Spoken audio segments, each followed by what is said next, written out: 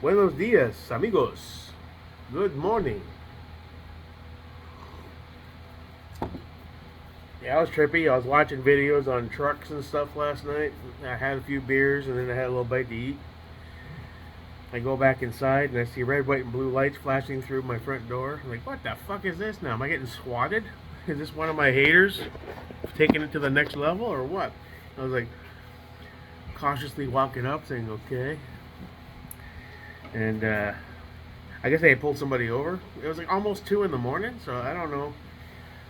I mean, this is a very quiet neighborhood. You don't really see a lot of or any drama go down.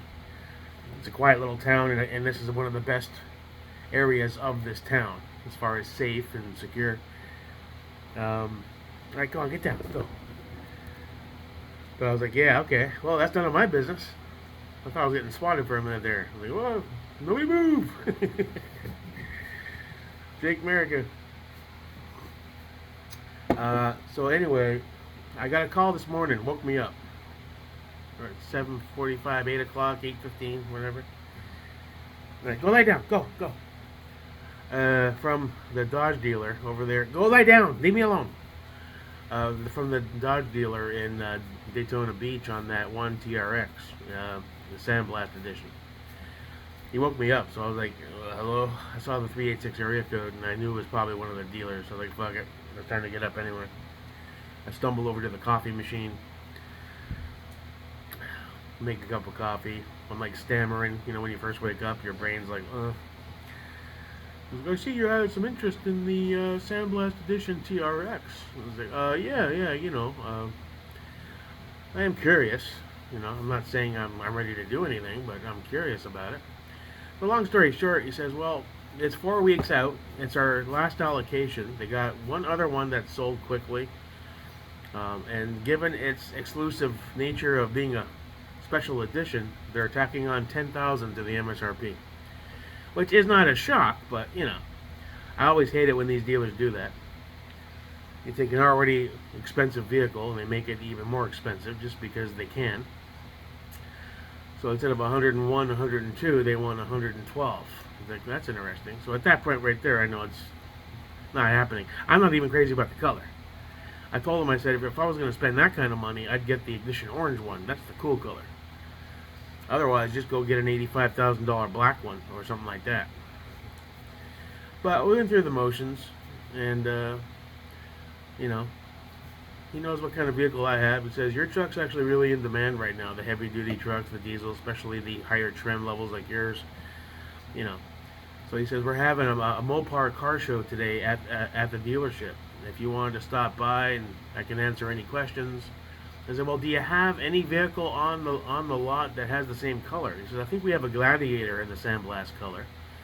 Because I said, in pictures and video, it looks really light, you know, and I'm not really crazy about the color. He goes, well, it's special edition. Yeah, that's great, but if you don't like the color.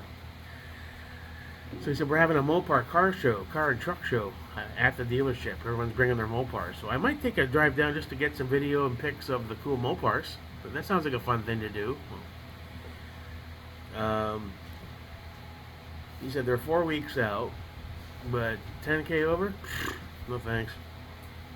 You know, I'm only kicking tires here. You know, I'm more than happy with my diesel. It's a great truck. It's probably the nicest vehicle I've ever owned to date. My only hesitation with that is initially I wanted the TRX, and some things came with owning a diesel that was kind of a surprise to me, despite all the research I did. Like the double or triple cost of registration every year for the sticker because it's a commercial vehicle. That's a huge jump. Oil changes that can range from $300 to $400 a pop compared to a standard engine, depending on where you go. My cousin says the average good diesel mechanic will probably charge you a little over $200. He said dealers are thieves. He said his dad's friggin' Chevy HD Black Widow, they wanted $280 to change a fuel filter, and he said I watched the video on YouTube. It took 12 minutes. So the dealers are called stealerships for a reason. They're shady fucks. And the best car salesmen that I've encountered are the like this kid today. Sounded like a nice kid, very professional. But that's how they get you. They're actually surprised. These are guys that could have been attorneys, but they didn't put in the work in school, so they decided to be card. They're out to fuck people. The more they fuck you, the consumer, the more money they make and high five each other in the back office as they pretend to be. Let me go talk to the manager, see what I can work out for you. While they're talking about how they're going to unzip their pants and fuck you raw without lube, and then high five each other as you drive away, thinking you got a half decent deal. So, I just got a call from the other dealer for the Raptor, the orange Raptor there. I didn't answer that one. They're in, what's it, 407. Maybe the guy's got an Orlando phone number. I'm not sure where that dealer was. That Raptor's 92.3. And that's a 22 Raptor in the ignition orange or whatever the orange code is, with the 37 package. Again, it's the V6, the 22. The exhaust is better. It's not the R. When the Raptor R comes out, that's going to start 109, 110, and with the markup on that, I'm guessing that's going to push 130, 140. I mean, the price of vehicles these days, if you want anything somewhat cool and unique, you better have some deep pockets, man. I just talked to my cousin. I called him. He's like, you'd be fucking insane to get rid of that truck. It's brand new. It's barely broken in. It's got all the options you could ever want. You can tow up to 20,000 pounds with that beast. I said, well, yeah, but Jay, odds are I'm not going to be towing anything with it. He's like, it doesn't matter. Once it's fully broken in, the gas mileage in that truck is going to be triple what any Raptor or even especially that T-Rex. And we have no way of knowing where gas prices are truly going to go. And the conversation went to, it seems like the whole world is trying to motivate people with high prices in oil and gas to buy electric. They want everyone to transition to EVs. And then once everyone, 75, 85% of the population has EVs, guess what's going to happen to your power bill? It's going to double and triple. Because it's eco-friendly, but it costs a lot of money to burn that coal and the nuclear power. I don't know how power grids are going to accommodate everyone driving an EV and everyone having a charging station in their homes, and how they're going to accommodate how people are going to charge on the go. The whole charging process on the modern EV still takes a long time. It's not like pulling up to a gas station and putting 50, 100 bucks within 5 minutes and you're out the door. I don't know how that's going to work either. But at any rate, yeah, so that's a definitely no-go on that sandblast. That ain't happening. I don't even like the color, to be honest. That's kind of cool, but it doesn't speak to me. And it damn sure ain't worth $10,000 over MSRP.